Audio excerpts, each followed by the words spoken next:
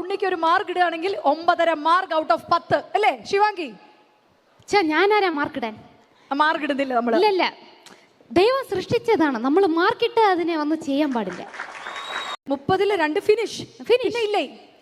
അതെ, ഈ ഉലകത്തില് 2 പേരെ അതോ ഒരാളെ വാക്കുന്നതേ ഇന്ന് ഇതാണ്ട്.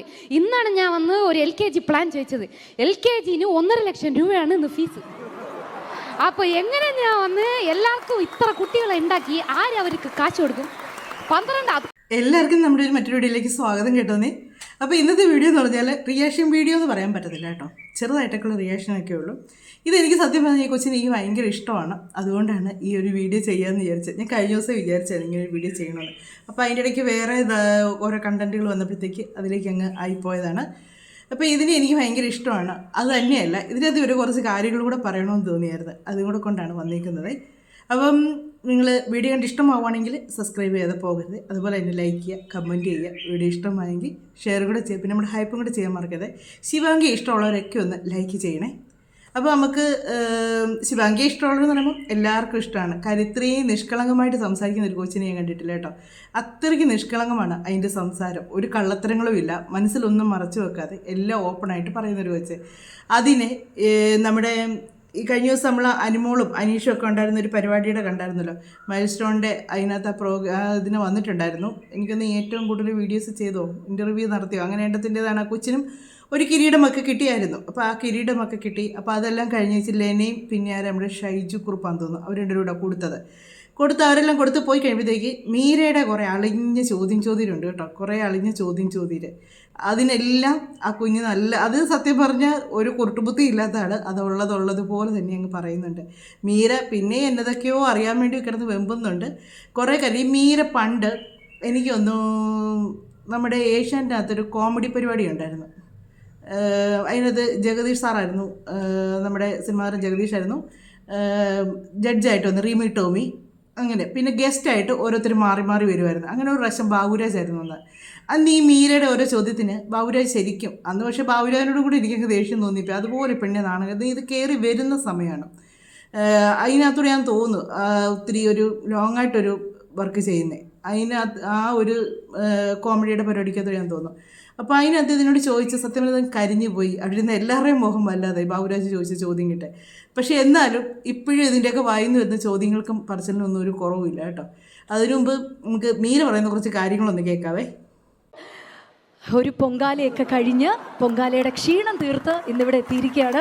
ഒരു പുതിയ മീരയായിട്ട് എത്തണം എന്നാണ് മൈൽ സ്റ്റോണിൻ്റെ ഫാമിലി എന്നോട് പറഞ്ഞിരിക്കുന്നത്. സോ ദിവസത്തിൽ 2 ട്രോൾ എന്നുള്ളത് മാറ്റി ആഴ്ചയിൽ ഒരു 3-4 ട്രോൾ ആക്കാനുള്ള ഒരു ഉഗ്ര ശബ്ദവുമായിട്ടാണ് ഇന്നത്തെ ഡിജിറ്റൽ സൂപ്പർ സ്റ്റാർസിൽ ഞാൻ എത്തിയിരിക്കുന്നത്.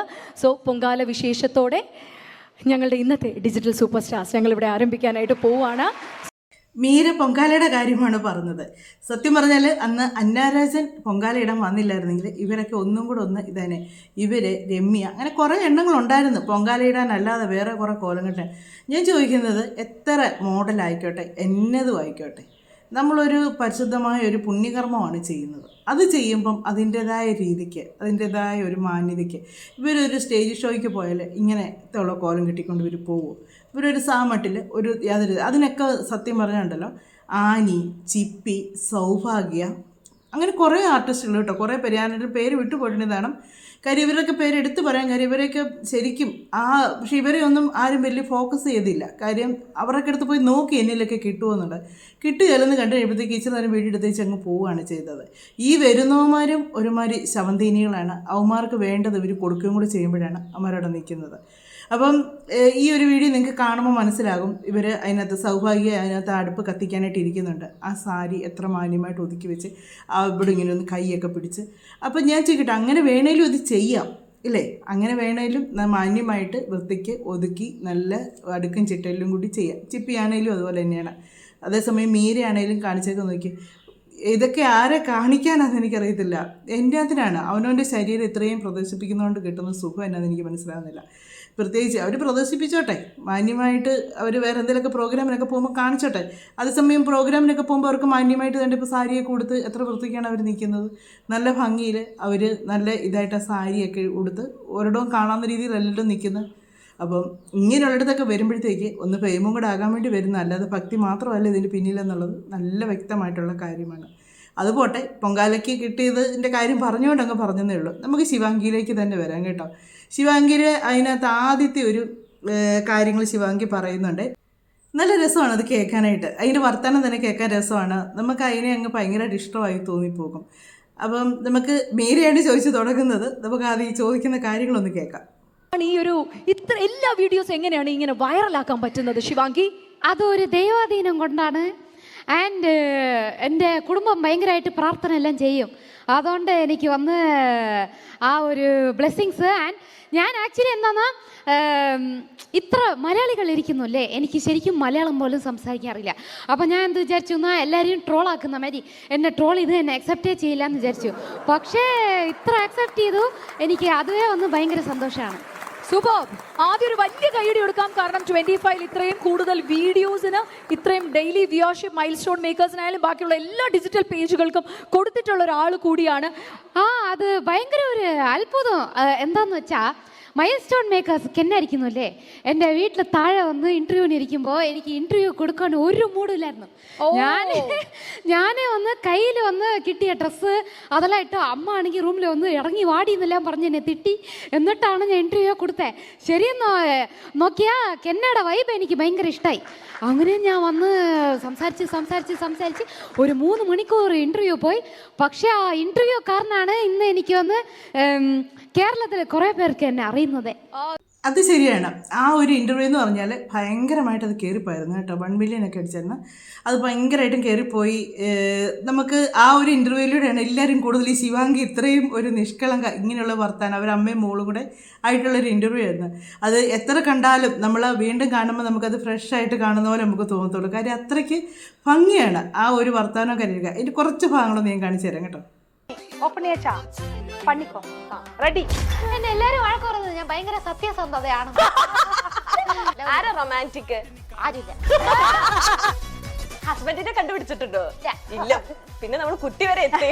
ഹസ്ബൻഡ് വേണ്ട, കുട്ടി മതി. ഞാൻ ഒരാളെ കെട്ടണം. ഞാൻ ഒന്നും പറഞ്ഞില്ല. ഇത് എഡിറ്റ് ചെയ്ത ആരുടെ വീട്ടില പേരാണെന്ന് ആഗ്രഹം. ഉമ്മി അദ്ദേഹത്തിന് എത്ര വയസ്സെന്ന് അറിയത്തില്ല. 30+. ഞാൻ നല്ല യൂത്ത് ആയിരിക്കുമ്പോ അവർക്കെല്ലാം വയസ്സായി പോയില്ലേ? ഇതെല്ലാം ഒന്ന് എഴുതി. കമന്റ്സ് നോക്കുമ്പോ ഒട്ടും നെഗറ്റീവ് കമന്റ്സ് ഇല്ല. അയ്യോ,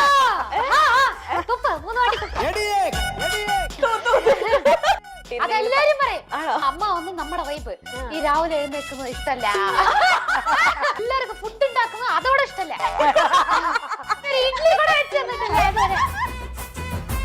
ഒരു ദിവസം ജീവിച്ചു നോക്കിയാലാണ് അറിവ്, അവർക്കറിയാം. ഈ കാർ പാർക്ക് ബാത്റൂമിൽ പോയാലും കണ്ണെഴുതിയിട്ടേ പോകും. നാട്ടുകാര് കേട്ടിട്ട് അവര് അവരുടെ ജോലിക്ക് പോകും. പക്ഷെ ഞാൻ എന്റെ പോയിന്റ് പറഞ്ഞില്ലെങ്കിൽ എനിക്ക് മറു ജോലിക്ക് പോരാൻ പറ്റില്ല. അതുകൊണ്ട് നാട്ടുകാര് കേട്ടാ എനിക്ക് കുഴപ്പമില്ല. അതെ, നമുക്ക് ക്യാമറ ഓഫ് ചെയ്തിട്ട് അപ്പൊ അങ്ങനത്തെ ആയിട്ടല്ല. എല്ലാ മലയാളി പ്രേക്ഷകർക്കും ഹാപ്പി വിഷു. വളരെ നന്ദി. ഇത് വിഷുവിൻ്റെ ഒക്കെ സമയത്ത് ഇറക്കിയൊരു വീഡിയോ ആയിരുന്നു കേട്ടോ. എനിക്കൊന്ന് ഇപ്പോൾ 1 വർഷം ആകാൻ പോകുന്നു തോന്നുന്നു. നല്ല രസമായിരുന്നു. അതിനകത്ത് നമ്മളെല്ലാവരും അവരുടെ അമ്മയും മോടെ ആ ഒരു സംസാരവും കാര്യവും എല്ലാം നമുക്ക് ഇത്രയും ഒരു നമുക്ക് സമയം പോകുന്ന അറിയത്തില്ലായിരുന്നു ആ ഇൻ്റർവ്യൂ ഉണ്ട്. അത്രയ്ക്ക് രസമായിരുന്നു. നമുക്ക് മീരയുടെ കുറേ അളിഞ്ഞ കുറേ ചോദ്യങ്ങൾ നമുക്ക് കേൾക്കാം കേട്ടോ. ചോദ്യങ്ങൾ ചോദിക്കുന്നത് അതിന് കൊടുക്കുന്ന മറുപടി നമുക്കൊന്ന് കേൾക്കാം. എന്നെ അറിയുന്നത് സൂപ്പർ. പക്ഷെ ഞാനൊരു കാര്യം ചോദിക്കട്ടെ. നമുക്കറിയാം ഇത്രയും വ്യൂസിന് ഇത്രയും പൈസയൊക്കെ യൂട്യൂബ് ഡിജിറ്റൽ മീഡിയ തരും എന്ന് നമുക്കറിയാം, ചേച്ചിക്ക് അറിയാം. അപ്പൊ ഇത്രയും പൈസയൊക്കെ എന്ത് ചെയ്യുന്നു ഈ ചെറിയ പ്രായത്തില്? പൈസയാ? ഞാൻ യൂട്യൂബിലിട്ട് ഒരു കുറെ നാളായി. അത്ര ഇടാറില്ല ഇപ്പൊ. അല്ല, മറ്റുള്ള കാരണം യൂട്യൂബ് ചാനലിലെല്ലാം കൊടുക്കുന്നില്ല യുവർ ഇന്റർവ്യൂ, യുവർ കണ്ടന്റ്. ഞാൻ എവിടെ സമ്പാദിക്കുന്നു? അവരല്ലേ സമ്പാദിക്കുന്നത്. ശരിയല്ലേ പറഞ്ഞത്? യൂട്യൂബിൽ പുള്ളിക്കാരി വീഡിയോ ഇടുന്നില്ല, അതുപോലും അറിയാൻ മേലെ തന്നെ. ഇപ്പോൾ ഒത്തിരി കാലമായി യൂട്യൂബിലൊക്കെ വീഡിയോ ഇട്ടുന്നുണ്ട്. ഇങ്ങനെയുള്ള ഇൻ്റർവ്യൂ കാര്യങ്ങളൊക്കെ അതൊക്കെ എടുക്കുന്ന ചാനലുകാർക്കല്ലേ അതിനൊക്കെ ബെനിഫിറ്റ് കിട്ടുന്നത്. അത് ചോദിക്കുന്നതിന് നല്ല മറുപടി കിട്ടുന്നുണ്ട്. അടുത്തൊരു കാര്യം ചോദിക്കുന്നത് നമുക്ക് കേൾക്കാം. ഞങ്ങൾക്കും ഒരു പബ്ലിസിറ്റിയാണ്. സോ അതുകൊണ്ട് ആ ഒരു ടേംസിൽ നമ്മൾ ഒന്ന് പോയി ജാലിയ സംസാരിച്ചിട്ട് വരണം. ഓക്കെ, പക്ഷെ ഇത്രയും വരുമ്പോൾ ഭയങ്കര സുന്ദരിയായിട്ടാണ് ഇന്ന് വന്നിരിക്കുന്നത്. ഈ വൈറ്റ് ഡ്രസ്സിൽ എനിക്ക് തോന്നുന്നു ഈ ഫെയറി ടെയിലെ പ്രിൻസസ് ഒക്കെ വരുന്ന പോലെയാണ് ഇരിക്കുന്നത്. ഫെയറി ടെയിലെ പ്രിൻസിനെ പറ്റി പറയണം എന്ന്. ഇത് എവിടെ തിരിഞ്ഞാലേ ഈ ഒരു ക്വസ്റ്റ്യൻ എന്നെ ഒന്ന് വിടുന്നേലപ്പാ. എനിക്കൊന്ന് എന്താന്നാ ലെന ചേച്ചിയുടെ സ്റ്റോറി സൂപ്പർ ഉണ്ടായിരുന്നു. ഞാനും വന്ന് എവിടെയെങ്കിലും ആരെങ്കിലും എന്നെ ഇന്റർവ്യൂ കണ്ട് എന്നെ വന്ന് സാർ മാരി വന്ന് പ്രപ്പോസ് ചെയ്യും. അത്ര അല്ല ഒരു ഞാൻ നോക്കുന്നില്ല, വർക്കൗട്ട് ആവുന്നില്ല. ആരെങ്കിലും ഇന്റർവ്യൂ കണ്ട് എന്നെ തേടി വന്നാലേ ഉള്ളൂ. ഇത്രയും സൗന്ദര്യമുള്ള, ഇത്രയും കാശ് സമ്പാദിക്കുന്ന, ഇത്രയും സംസാരിക്കുന്ന ഒരു കുട്ടിയെ തേടി ആരും വരുന്നില്ല. എന്തിനാ എല്ലാരും വിചാരിക്കുന്നത് ഞാൻ ഓൾറെഡി ഒരാളെ വെച്ചിട്ടുണ്ടെന്ന്. അതൊന്ന്. ഇന്നൊന്ന് വേറെ ചില പ്രോബ്ലങ്ങളുണ്ട്. വേറെ ചില അതാണ് പറഞ്ഞത്. അതിങ്ങനെ കാര്യങ്ങൾ അതിനോട് അടുത്തടുത്ത സത്യം പറഞ്ഞാൽ അതിങ്ങനെ ഉള്ള കാര്യങ്ങളെല്ലാം തുറന്നു പറയും. അടുത്തത് ഇട്ട് കൊടുക്കണം. ഒരു ഇൻ്റർവ്യൂ ആണെങ്കിൽ ഓക്കെ, ഇൻ്റർവ്യൂവിനൊക്കെ ഇരുന്ന് ഇങ്ങനെയൊക്കെ ചോദിച്ച് പറയുന്നതൊക്കെ. അതൊരു പ്രോഗ്രാമിന് വന്നതാണ്. അതിനെ ആ സ്റ്റേജിലിട്ട് അതിനോട് ചോദിക്കുന്ന ചോദ്യങ്ങളാണ്. അപ്പോൾ അത് വേറെ കുറേ കാര്യങ്ങൾ എന്ന് പറയുമ്പോൾ അത് എന്നാന്നറിയാനായിട്ട് എന്നെ ആകാംക്ഷയെന്ന് നോക്കി മീരയ്ക്ക് ഇതൊക്കെ ഇങ്ങനെ പുറത്തോട്ട് കൊണ്ടുവരിക എന്നുള്ളത് മീരയ്ക്ക് ഭയങ്കര ഇഷ്ടമുള്ള കാര്യമാണ്. എന്നാലും മീരയ്ക്ക് ശരിക്കും കിട്ടുന്നുണ്ട് വയറ് നിറച്ച് ഇതിനകത്ത് കുറേ കാര്യങ്ങളൊക്കെ. വേറെ ചില പ്രോബ്ലം പറഞ്ഞ ഒരു പ്രോബ്ലം சொல்ல முடியுமா? അതെന്നാ പ്രോബ്ലംന്നാ, ഞാൻ എല്ലാരും വിചാരിക്കാണ് ഞാൻ വന്ന് ഭയങ്കരമായിട്ട് എതിർപ്പാക്കും. ഇത് എന്തെന്നാ എതിർപ്പാക്കും ഞാൻ ഭയങ്കര എക്സ്പെക്ടേഷൻ വെച്ചിട്ടുണ്ടാവും അങ്ങനെ എന്നൊക്കെ. പക്ഷെ അങ്ങനെയല്ല. അപ്പൊ ഇരിക്കുന്നത് ഉണ്ണി മുകുന്ദനോട് ചെറിയൊരു ക്രഷ് ഉണ്ടെന്നാണ് പറഞ്ഞു വന്നേക്കുന്നത്. എനിക്ക് നിറയെ പേരുടെ ക്രഷ് ഉണ്ട്. ഉണ്ണി മുകുന്ദൻ ഒരാള്, രണ്ടാമത് മൂന്നാമത് നാലാമത് சொல்ல முடியுமா? சொல்ல முடியும். ഫസ്റ്റ് ഉണ്ണി മുകുന്ദൻ, സെക്കൻഡ് വന്ന് ധ്രുവ് വിക്രം, തേർഡ് വന്ന് മലയാളികളെ കുറെ പേരുണ്ട്. ആസിഫ് അലി. ആ കല്യാണം കഴിഞ്ഞു, കുഴപ്പമില്ല. ഓക്കെ. ബട്ട് അത് കഴിഞ്ഞിട്ട് ഇപ്പൊ റീസെന്റ് ഇവര് സന്ദീപ്, നമ്മുടെ എക്കോയിലെ സന്ദീപ്, പടക്കളം സന്ദീപ്. ഓക്കെ. മീര വേറെ എന്നതൊക്കെയോ പ്രതീക്ഷിച്ചിരുന്നു കേട്ടോ. വേറെ ഒരുപാട് കാര്യങ്ങളൊക്കെ പ്രതീക്ഷിച്ചിരുന്നു. പക്ഷെ മീര പ്രതീക്ഷിച്ച് അത്രയൊന്നും കിട്ടിയില്ല. ഞാൻ പറഞ്ഞില്ലേ, ഇതിൻ്റെ മനസ്സൊരു നിഷ്കളങ്കമാണ്. ഇതിനെ ഉണ്ണിമുകുന്ദനെ വെച്ച് ഇതിനെ കുറേ നാളുകൊണ്ട് കളിയാക്കാൻ തുടങ്ങിയിട്ട് ഇതിന് ഉണ്ണിമുകുന്ദനെ ഭയങ്കര ഇഷ്ടമാണെന്ന് പറഞ്ഞ് അതാണ് പറഞ്ഞ് ഏജിൻ്റെ വന്നപ്പോഴത്തേക്ക് ആ പ്രായവ്യത്യാസം വരുന്നു എന്നൊക്കെ പറഞ്ഞ് അത് പറയുന്ന ഒന്നും ഒരു മറച്ചു വെക്കാൻ അറിയത്തില്ല. അങ്ങനെ ഒരു നിഷ്കളങ്കമായ ഒരു വർത്തമാനം. അപ്പോൾ അതിൽ നിന്ന് എന്തൊക്കെയോ കിട്ടുമെന്ന് ഓർത്തുകൊണ്ട് മീര ചെയ്തതാണ്. പക്ഷെ അത് അവിടെ സ്റ്റോപ്പായി. മീര പ്രതീക്ഷിച്ച് അത്രയും കാര്യങ്ങളൊന്നും ഇതിനകത്തൊന്നും കിട്ടിയില്ല.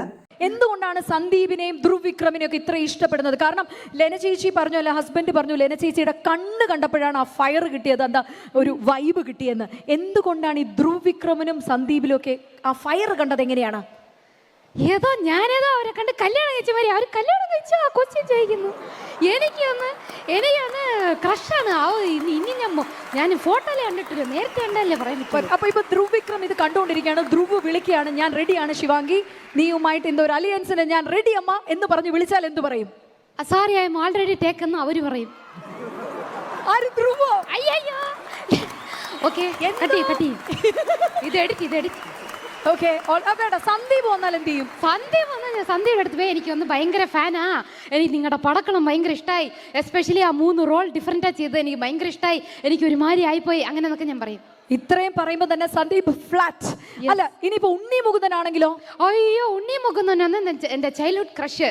എനിക്ക് കണ്ടാലേ അത്ര വലിയ ഹൈറ്റ് ബോഡി എല്ലാം കണ്ടാലേ ഞാൻ വന്ന് ആയിപ്പോകും. ആ കണ്ണാണോ ചിരിയാണോ ഉണ്ണിയുടെ ഇത്രയും അട്രാക്ട് ചെയ്തത്? ഫേസ്. എല്ലാരും ഇപ്പോ ബോയ്സ് എല്ലാം വന്ന് ഗേൾസിന്റെ കണ്ണ്, മൂക്ക് അങ്ങനെയൊക്കെ പറയും. പക്ഷെ എനിക്ക് ഓവറോൾ കണ്ട ഒരു ജഡ്ജ്മെന്റ് ആണ് എപ്പോമേ. ഉണ്ണി ഓവറോൾ ഉണ്ണിക്ക് ഒരു മാർക്ക് ഇടുകയാണെങ്കിൽ 9.5 മാർക്ക് ഔട്ട് ഓഫ് 10 അല്ലേ ശിവാംഗി? മീരക്കൽ എത്ര വയസ്സിന് ഇളയതാണ് കൊച്ച്. ആ കൊച്ചിനുള്ള ബുദ്ധിബോധം പോലും മീരക്കില്ല എന്നുള്ളതിൻ്റെയാണ്. അത് വിവാഹം കഴിച്ചത് കറക്റ്റല്ലേ പറഞ്ഞു? വിവാഹം കഴിച്ച ഒരാളോട് ചോദിക്കുന്ന പോലെ ചോദിക്കുന്നതെന്ന് പറയും. കറക്റ്റല്ലേ അത് പറഞ്ഞത്? എങ്ങനെ ഈ ചോദിക്കാണ്ട് ഒരു ലൈസൻസും ഇല്ലാതെ കുറേ കാര്യങ്ങളായിട്ട് ഇങ്ങനെ കൊണ്ടുവന്നേക്കുവാണ്. പക്ഷേ അതിന് തക്കതായ മറുപടി കൊടുക്കുന്നുണ്ട്, കുഴപ്പമില്ല. വേറെ ആരെങ്കിലും ആണെങ്കിലും ഇതിൻ്റെയൊക്കെ മുന്നിൽ പെട്ടു പോകും കേട്ടോ. കാര്യം എന്നാന്ന് ചോദിച്ചാൽ ഇതിനൊന്നും മറക്കാനില്ലാത്തതുകൊണ്ട് ഇത് തുറന്ന് ഇങ്ങനെ പറഞ്ഞുകൊണ്ടിരിക്കുന്നത്. അടുത്തത് ഉണ്ണിമൂന്നിനൊരു മാർക്കിടുന്ന കാര്യമാണ് പറഞ്ഞത്. ഇത് എത്ര ജെനുവിനായിട്ടാണ് സംസാരിക്കുന്നത് തന്നെയല്ല, എത്ര ആ ഒരു കൊച്ചിൻ്റെ ആ ഒരു ബുദ്ധിയും ആ ഒരു മൈൻഡും ഒക്കെ ഒന്ന് ചിന്തിച്ച് നോക്കുകയാണെ. മീര ചോദിക്കുന്നുണ്ട്, നമ്മൾ വേറൊരാളാണെങ്കിൽ പറയും ഞാൻ 10ൽ ഇത്ര മാർക്ക് കൊടുക്കുന്നു എന്ന് പറയും. പക്ഷേ അത് ആ മാർക്കിൻ്റെ കാര്യം ചോദിച്ചു. അതാണ് എനിക്ക് ഇതിനോട് തോന്നിയ ഈ ഒരു വീഡിയോ റിയാക്ട് ചെയ്യാനുള്ള കാര്യം അത് തന്നെയാണ്. ആ ഒരു മാർക്ക് ഇടുന്നത്. നമ്മൾ ഇപ്പോൾ ആരാണേലും ഇപ്പോൾ ഈ ശിവാംഗിയുടെ സ്ഥാനത്ത് വേറെ ആരാണെങ്കിലും ചോദിക്കുക ഇപ്പോൾ 10ൽ എത്ര മാർക്ക് കൊടുക്കുന്നതെന്ന് പറഞ്ഞാൽ നമ്മൾ അതിനൊരു മാർക്കേ പറയുള്ളൂ ഇല്ലേ. നമ്മൾ ഏതൊരാളാണ് അതിൻ്റെ മാർക്കായി പറഞ്ഞ് ഞാനാണെങ്കിൽ പോലും ഒരു മാർക്കേ പറയുള്ളൂ. പക്ഷേ എങ്കിൽ ആ കൊച്ച് എത്ര ബുദ്ധിപരമായിട്ടാണ് അതിനുള്ള മറുപടി കൊടുത്തതെന്നുള്ളതാണ്. ഞാനിത് കേട്ട് കഴിയുമ്പോഴത്തേക്ക് എനിക്ക് ആദ്യം ഒരു വീഡിയോ എടുക്കണമെന്ന് തോന്നിയത് ഈ ഒരു കാര്യം കൊണ്ടാണ്. പിന്നെ ഇതിൻ്റെ ബാക്കി കാര്യങ്ങളും എല്ലാം കൂടെ എടുത്തതേ ഉള്ളൂ. ഈ ഒരു കാര്യമാണ് എനിക്ക് ഒന്നാമത് തോന്നിയത്. ഉണ്ണി ഓവറോൾ ഉണ്ണിക്ക് ഒരു മാർക്ക് ഇടുകയാണെങ്കിൽ 9.5 മാർക്ക് ഔട്ട് ഓഫ് 10 അല്ലേ ശിവാംഗി? ഞാനാരാ മാർക്കിടാൻ? മാർക്ക് ഇടുന്നില്ല നമ്മൾ. ഇല്ല, ദൈവം സൃഷ്ടിച്ചതാണ്, നമ്മൾ മാർക്കിട്ട് അതിനെ ഒന്നും ചെയ്യാൻ പാടില്ല. എനിക്ക് ഒരുപാട് എൻ്റെ കുട്ടിയുടെ അടുത്ത് നിന്ന് പഠിക്കാനുണ്ട്. അപ്പൊ മാർക്കൊന്നും ഇടേണ്ട ആവശ്യമില്ല. ഉണ്ണി ഇപ്പൊ ഉണ്ണി അത് കൈ തട്ടിയത് Bibin George already married 3 kids പോയി വിട്ട്. അത് already taken, too much taken, വിട്ടേക്കു ഞങ്ങള്. ഓക്കെ, അപ്പൊ സന്ദീപും ഉണ്ണി മുകുന്ദനും ഒരുമിച്ച് വന്നു, എന്ത് ചെയ്യും? അത്രേ ഉള്ളൂ. ഞാൻ രണ്ടുപേരുടെ കൂടെ കെട്ടിപ്പിടിച്ച് ഫോട്ടോ എടുക്കും. കല്യാണത്തിലേക്കൊന്നും കടക്കില്ല. ആരെങ്കിലും അങ്ങനെ ചെയ്യോ? എടുത്തോണ്ടേ പോയി. അപ്പൊ അത് ക്രീപ്പി ബിഹേവിയർ. അത് അപ്പൊ ഞാൻ ചോദിക്കട്ടോ ഒരു കാര്യം, ജെൻസി കുട്ടികളുടെ ചോദ്യമാണ്, സിറ്റുവേഷൻഷിപ്പോ റിലേഷൻഷിപ്പോ? ഞാൻ ജെൻസി ആയിരുന്നാലുമേ ഞാൻ ഒരു ഭയങ്കര ഓൾഡ് സ്കൂൾ കുട്ടിയാണ്. എനിക്ക് വന്ന് ഇങ്ങനെ small things matters to me lot. So അങ്ങനെ ഇരിക്കുമ്പോൾ ഈ എന്താ പറയണ്ടേ, എനിക്ക് റിലേഷൻഷിപ്പ് അത് സിറ്റുവേഷൻഷിപ്പ്, അതായത് ഇപ്പോൾ റിലേഷൻഷിപ്പേ സിറ്റുവേഷൻഷിപ്പ് മാതിരി ആയിക്കൊണ്ടിരിക്കാൻ. റിലേഷൻഷിപ്പിൽ ഇരിക്കുമ്പോഴേ ഇത് വന്ന് എന്ത് കല്യാണം കഴിക്കോ ഇല്ലയോ, ഇത് എവിടേക്ക് പോകുന്നോ ഇല്ലയോ, ശരി ഇപ്പതിക്ക് ചുമ്മാ ജാലിയായിരിക്കാം, അങ്ങനെയാണ് ഇപ്പം എല്ലാം പോകുന്നത് റിലേഷൻഷിപ്പ്. അങ്ങനെ ഇരിക്കുമ്പോൾ I still want that reassurance, that time, attention. അതിപ്പോൾ ഭയങ്കര ഒരുമാതിരി ലാക്കിംഗ് ഉണ്ട്. ഓ അങ്ങനെ. ബെഞ്ചിങ്ങിൽ വല്ലതും താല്പര്യമുണ്ടോ? മീരമോളെ, നീ ഒരുപാട് പഠിക്കാനുണ്ട് ആ കുഞ്ഞിൻ്റെ അടുത്തുനിന്ന്, ഒരുപാട് പഠിക്കാനുണ്ട്. കാര്യം എന്ന് വെച്ചാൽ നിൻ്റെ ചോദ്യങ്ങളൊന്നും അവിടെ ഏക്കത്തില്ല. അതിനൊക്കെ നീ ചിന്തിക്കുന്നതിനൊക്കെ അപ്പുറമാണ് ശിവാംഗി എന്ന് പറയുന്നൊരു കൊച്ച്. കാര്യം അത് കൊടുത്ത മറുപടി നല്ല അടിപൊളി മറുപടി. മീര ഒരിക്കലും അത് പ്രതീക്ഷിച്ചില്ലായിരുന്നു. ആ ഒരു മറുപടി ഒട്ടും പ്രതീക്ഷിച്ചില്ല. അതുപോലെ തന്നെ ഒരാളെ കാണുമ്പം തന്നെ കല്യാണം കഴിക്കുമോ എന്ന് ചോദിച്ചാൽ അതിന് കൊടുത്ത മറുപടി നല്ല അടിപൊളി മറുപടി ആയിട്ടുണ്ട്. അതും മീര പ്രതീക്ഷിച്ചല്ല. ആ ഒരു മറുപടി എല്ലാവരും മീര അവിടെയും പ്രതീക്ഷിച്ചത്. നമുക്കറിയാം മീരയുടെ മുഖം കാണുമ്പോൾ അറിയാം മീര അതൊന്നും അല്ല പ്രതീക്ഷിച്ച് നിന്നത് എന്നറിയാം. മീരയ്ക്ക് അതിനപ്പുറം പറയാനുള്ളത് ആയിരിക്കും കിട്ടുന്നതെന്ന് ഓർത്തന്നെയാണ് നിന്നത്. പക്ഷെ മീരയുടെ വാ പൊട്ടിക്കുന്ന ആൻസറായിപ്പോയി. നീ അടുത്ത ഒരു ഇത് ചോദിച്ചിട്ടുണ്ട്, അതിനുള്ള മറുപടി നമുക്ക് കേൾക്കാം. എന്ത് ബെഞ്ചിങ്ങാ? ആ അങ്ങനെ. ഓ നല്ല കുട്ടി കേട്ടോ. എന്റെ ചേച്ചിക്കറിയാം ബെഞ്ചിങ് എന്താ. ബെഞ്ചിങ് അല്ലെ, ബെഞ്ചിങ് എന്നൊരു സാധനമുണ്ട്, ബിബിൻ അറിയാം ബെഞ്ചിങ്. അതായത് ഒരു ബെഞ്ചിൽ നമ്മൾ 3-4 പേരെ ഇരുത്തുന്നത് പോലെ നമ്മളിങ്ങനെ സ്റ്റാൻഡ് ബൈ വെക്കും.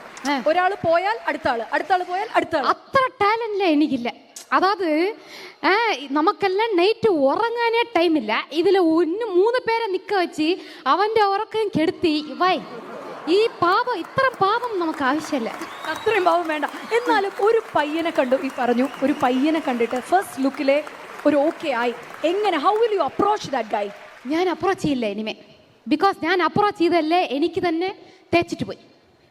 റിയലി? ഇത്രയും സൗന്ദര്യമുള്ള ഇത്രയും കഴിവുള്ള കുട്ടീനെ ആരാണ് തേച്ചത്? സൗന്ദര്യമല്ല, ഇപ്പോഴാണ് വരാൻ തുടങ്ങിയത്. പണ്ടെല്ലാം കുറച്ച് ഓക്കെ തന്നെയായിരുന്നു ഞാൻ. സൗന്ദര്യം ഇപ്പൊ കുറച്ച് 26-27 വയസ്സിലാവുമ്പോൾ നമുക്ക് മെച്യൂരിറ്റി വരില്ലേ, അപ്പോഴാണ് വരാൻ തുടങ്ങി. ഇത് കൊടുത്ത മറുപടി എല്ലാം അടിപൊളിയായിട്ടിട്ട് ഇതും മീര പ്രതീക്ഷിച്ചിരുന്നില്ല. ഇങ്ങനെയുള്ള കാര്യങ്ങളായിരിക്കും തിരിച്ച് റിപ്ലൈ കിട്ടുന്നത് എന്നുള്ള ഇതൊക്കെ കണ്ടു പഠിക്കും മീര എന്ന് പറയാനേ ഉള്ളൂ. കാര്യം എന്നു ചോദിച്ചാൽ മീരയുടെയൊക്കെ വിചാരം ഭയങ്കര ഭാഷം പിടിച്ച ലോകമാണിത്, ഈ ലോകമാണ് ഏറ്റവും ഇത് എന്നുള്ള മൈൻഡാണ് മീരയുടെ വർത്തമാനവും കാര്യങ്ങളൊക്കെ കേട്ടാൽ. ഇങ്ങനെയുള്ള കുട്ടികളും ഒക്കെ ഉണ്ട് ഇപ്പോഴത്തെ കാലത്ത് എന്നൊന്ന് മനസ്സിലാക്കുക. ഒന്ന് പോകുമ്പം അടുത്തത്, അത് പോകുമ്പോൾ അടുത്തത്, അങ്ങനെ കാണാത്ത കുട്ടികളും ഉണ്ട്. എനിക്കറിയത്തില്ല, എനിക്ക് ശിവാംഗിയുടെ വർത്തമാനം ഉണ്ടല്ലോ ഭയങ്കരമായിട്ട് എനിക്ക് ഇഷ്ടപ്പെട്ടു കേട്ടോ. എന്താണെന്ന് ചോദിച്ചാൽ അതിൻ്റെ അതാ പറഞ്ഞേ, അപ്പനും അമ്മയും വളർത്തുന്ന രീതിയും കൂടെ ഉണ്ട് മക്കളെ. അതുങ്ങൾക്ക് സംസാരിക്കുന്നതിൻ്റെ അതുങ്ങളെ മോശമല്ല, അങ്ങനെ വേറൊരാളെ ഇട്ട് ഇങ്ങനെ ബുദ്ധിമുട്ടിപ്പിക്കല്ലേ എന്ന് പറഞ്ഞിട്ട്. ശരിയാണ്, നമുക്ക് ഉറങ്ങാൻ പോലും സമയം കിട്ടുന്നില്ല. അപ്പം 3 ചെറുക്കന്മാരുടെ മനസ്സമാനം കളഞ്ഞേച്ച് കാര്യങ്ങളൊക്കെ പറയുന്ന കറക്റ്റാണ്. മീര പറഞ്ഞ പോലെ മീര ഇതിൽ നിന്ന് ഇനി ഒരുപാട് പഠിക്കാനുണ്ട്. മീര ഒത്തിരി പഠിക്കാനുണ്ട്. മീര പഠിച്ചാലൊന്നും തീരുകയില്ല, അത് കൂടുതലുണ്ട്. നമ്മൾ കുറേ നാൾ ജീവിച്ചു എന്ന് പറയുന്നതിലല്ല അർത്ഥം. നമ്മൾ ജീവിച്ചിരിക്കുന്നിടത്തോളം കാലം എന്ത് ചെയ്തു എന്നുള്ളതിലാണ് അർത്ഥം എന്ന് പറയുന്നത് സത്യമാണ്. എന്നാൽ സൗന്ദര്യം, അപ്പൊ ഇത്രയും സൗന്ദര്യം കഴിവ് ഇത്രയും സമ്പാദിക്കുന്ന വലിയ കാറൊക്കെ എടുത്തത് ഞാൻ കണ്ടു. ബെൻസോ കണ്ടുകൊണ്ടോ? അത് എല്ലാരും വിചാരിക്കും ഞാൻ ഏതോ ഒറ്റ കാശുണ്ട്, ലോണിലുണ്ട്, അതുകൊണ്ട് ലോൺ ഉണ്ട്, കുഴപ്പമില്ല. അത് ലോൺ ഉണ്ട്. പ്ലസ് ഞാൻ ആ കാശ് എൻ്റെ കല്യാണത്തിന് ചേർത്ത് വെച്ച കാശാണ് FD-യിൽ. ഞാൻ വിചാരിച്ചു 25 വയസ്സിനുള്ളിൽ കല്യാണമായി, 27 വയസ്സിനുള്ളിൽ ഒരു അമ്മയാവണം, 30 വയസ്സിൽ ഇനി ഒരു കുട്ടി ഉണ്ടാക്കണം. അതോടെ എൻ്റെ പ്ലാൻ എങ്ങനെയായിരുന്നു? 25 വയസ്സിൽ കല്യാണം നടന്നില്ല, കാശുണ്ടായിരുന്നു, കാർ വാങ്ങി. ഇതാണ് സ്റ്റോറി. സെമ്മ പ്ലാനിങ് മച്ചാ. ഞാൻ പോലും 35 വയസ്സായി, ഇപ്പോഴും പിള്ളേരെ പറ്റി പ്ലാനിങ് തുടങ്ങുന്ന പോലും ഇല്ല. Oh my god. എന്നിട്ട് എത്ര കുട്ടികളാണ് വേണം എന്ന് ആലോചിച്ചിരുന്നത്? അപ്പൊ 26-ല് 1, 30-നുള്ളിൽ 2 ഫിനിഷ് ലൈഫ്. ഓക്കെ, അങ്ങനെ 30-ല് 2 ഫിനിഷ് ഇല്ലേ? അതെ, ഈ ഉലകത്തില് 2 പേരെ അതായത് ഒരാളെ വാക്കുന്നതേ ഇന്ന് ഇതാണ്ട്. ഇന്നാണ് ഞാൻ വന്ന് ഒരു LKG പ്ലാൻ ചോദിച്ചത്. LKG-ന് 1.5 ലക്ഷം രൂപയാണ് ഇന്ന് ഫീസ്. അപ്പൊ എങ്ങനെ ഞാൻ വന്ന് എല്ലാവർക്കും ഇത്ര കുട്ടികളെ ഉണ്ടാക്കി അവർക്ക് കാശ് കൊടുക്കും? 12 അത് കോളേജെല്ലാം വന്ന് ഇത് 4th ഇയർ വരെ പഠിക്കണം. ഇതിൽ വേറെ മാസ്റ്റേഴ്സ് പഠിച്ചിട്ട് പോലും ചില പേർക്ക് ഇന്ന് ജോലി വരെ കിട്ടുന്നില്ല. അപ്പൊ എന്ത് ചെയ്യും? 2 കുട്ടികൾ മറ്റും പോതും. അങ്ങനെയല്ല, ഞാൻ വന്ന് 1, 2 നോക്കാം. എന്റെ ഹസ്ബൻഡ് ഇവിടെ ഇരിക്കുന്നുണ്ട്. വിഷ്ണു ഇതെല്ലാമേ കേട്ട് പഠിക്കുങ്കോ കേട്ടോ? ഓക്കെ. വിഷ്ണു മാത്രമല്ല, മീര ശരിക്കും പഠിക്കാറുണ്ട്. മീര ശരിക്കും പഠിക്കില്ല, എത്ര പ്ലാനിങ് ആയിട്ടുള്ളതാണ്. പണ്ടുള്ളവർ പറയും, ഡോക്ടേഴ്സ് ആണെങ്കിൽ പോലും പറയും, 30-ന് മുമ്പേ 30 ആകുമ്പോഴത്തേക്കും നമുക്ക് കുട്ടികൾ ഉണ്ടായിരിക്കണം. ഏജ് ഓവറാകുന്നതും കുട്ടികളുണ്ടാകുന്നതിന് ഭയങ്കര പ്രശ്നങ്ങളായിരിക്കും എന്ന് പറയുന്നുണ്ട്. അത് എത്ര മാത്രം അതിൻ്റെ ലൈഫിനെ അത് കാൽക്കുലേറ്റ് ചെയ്ത് വെച്ചിട്ടുണ്ടെന്നുള്ളത് ഓർത്ത് നോക്കി. ഇതുപോലൊക്കെ ചിന്തിക്കുന്ന ആരുണ്ട്? പിന്നെ ഒരു കാര്യമുണ്ട്, ഇപ്പോഴുള്ള പെൺകുട്ടികളൊക്കെ കാരണവന്മാർ പൈസ സമ്പാദിച്ച് എന്നെ കെട്ടിച്ചു വിടണമെന്ന് ആഗ്രഹിക്കുന്ന കുട്ടികളല്ല. ഇപ്പോൾ കൂടുതലും ഉള്ളതെന്ന് പറഞ്ഞാൽ ജോലി ചെയ്ത് അവർക്ക് സ്വന്തം കാലിൽ നിൽക്കുക, എന്നിട്ട് അവരുണ്ടാക്കുന്ന പൈസ കൊണ്ട് അവർക്കൊരു ജീവിതം കെട്ടിപ്പടുക്കുക എന്നാണ് എല്ലാവരും ചിന്തിക്കുന്നത്. ഇപ്പോഴുള്ള കൊച്ചുങ്ങളെല്ലാം പണ്ടൊക്കെ എന്ന് പറഞ്ഞാൽ പിന്നെ കാര്യമുണ്ട്, പേരൻസിനോട് ആർക്കും ഒന്നും പറയാൻ പറ്റത്തില്ല. 18 കഴിഞ്ഞോ ഉടനെ കല്യാണാലോചനകൾ ഇങ്ങനെ തുടങ്ങുവാണ്. കാര്യം കൊച്ചിനെ കെട്ടിക്കണം, ഏതാണ്ട് വലിയ സംഭവം, വലിയൊരു പ്രശ്നം, അല്ലെങ്കിൽ വലിയൊരു ലോകത്തിലേക്ക് ഏറ്റവും വലിയൊരു കാര്യമാണ്. അത് ചെയ്ത് തീർത്തില്ലെങ്കിൽ ഏതാണ്ടൊക്കെ സംഭവിക്കും എന്നുള്ള പോലെയാണ് ആൾക്കാർ ചിന്തിച്ചുകൊണ്ടിരുന്നത്. പക്ഷെ ഇപ്പോൾ കാലം മാറി. കുട്ടികൾ വിവാഹത്തെ പറ്റിയാണെങ്കിലൊക്കെ അവർക്ക് അവരുടേതായ ഓരോ സങ്കല്പങ്ങളും കാര്യങ്ങളൊക്കെ ഉണ്ട്. ചിലർക്ക് വിവാഹം കഴിക്കാതെ ജീവിക്കുന്നതാണ് ഇഷ്ടം, ചിലർക്ക് വിവാഹം കഴിച്ച് ജീവിക്കുന്നതാണ്. അങ്ങനെയാണെങ്കിൽ തന്നെ അവർക്കൊരു സ്റ്റാൻഡ് ആയതിന് ശേഷം അവർ തന്നെ അവർക്ക് പറ്റിയൊരാളെ കണ്ടുപിടിക്കുന്നു. അങ്ങനെയൊക്കെയാണ് ഇപ്പോൾ വന്നിരിക്കുന്നത്. കാലമൊക്കെ ഒരുപാട് മാറിപ്പോയി. മീര അതിൽ നിന്നും മനസ്സിലാക്കിയിട്ടില്ലെന്ന് തോന്നുന്നു. മീരയ്ക്ക് 35 ഇതുവരെ ഒരു കുട്ടിയുണ്ട്, അതിനെപ്പറ്റി ചിന്തിച്ചിട്ട് പോലും ഇല്ലെന്നുള്ളത്. അത് പറഞ്ഞിട്ട് കാര്യമില്ല. 35 വയസ്സുണ്ടെന്ന് പറഞ്ഞിട്ട് കാര്യമില്ല. കുറച്ച് തലയ്ക്കകത്ത് വല്ലതും കൂടെ വേണം ചിന്തിക്കാനായിട്ട്, എന്നാലേ പറ്റുള്ളൂ. എന്നാലും ശിവാങ്കിയുടെ ഈ ഒരു വീഡിയോ കണ്ടപ്പോഴത്തേക്കുണ്ടല്ലോ എനിക്ക് ഭയങ്കരമായിട്ട് ഇഷ്ടപ്പെട്ടു. മീരയുടെ ഈ ചോദ്യങ്ങളൊന്നും അത്രയ്ക്കും ഇങ്ങോട്ട് ഇതില്ലായിരുന്നെന്ന് പറഞ്ഞാലും കൊടുത്ത മറുപടിയൊക്കെ സൂപ്പറായിരുന്നു, നല്ല മറുപടിയൊക്കെ ആയിരുന്നു. അതുകൊണ്ട് എടുത്തൊന്ന് റിയാക്ട് ചെയ്യണമെന്ന് വിചാരിച്ചത്. അപ്പം നമ്മുടെ ഇന്നത്തെ ഒരു വീഡിയോ ശിവാങ്കിയുടെയാണ്. ഇഷ്ടമായെങ്കിൽ സപ്പോർട്ട് ചെയ്യുക. മറ്റൊരു വീഡിയോയിലൂടെ മറ്റു കാര്യങ്ങളൊക്കെ ആയിട്ട് നമുക്ക് കാണാം.